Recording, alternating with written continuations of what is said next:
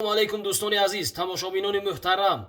با توجه تمام اسبداران، اسببازان، مخلصان و هواداران بازی‌های بوزکشی شهر و دهات پنجکن و ناحیه عینی تا به منطقه اورمتان میرسانیم که با مناسبت روز ارتش ملی 22 فوریه سال 2025 در جماعت دهات کاسه‌تراش شهر پنجکن با دست جمعی کل مخلصان و اسبداران و اسببازان جماعت دهات کاسه‌تراش با سرداری جهانگیر کماندیر اسکندر پهلوان بفاقل خالقوف یک بازی بوزکشی برگزار می‌گردد.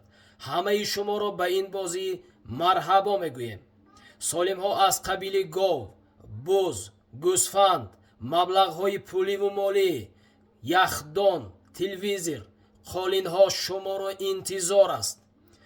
ناگفته نمانم که نوار بردار هستم و عکس بردار در توی و معرکه ها خدمت میکنم. امید نام دارم. رقم های 92 774 82 74 است. زنگ زنید، ما حتما برای خدمت آماده هستیم.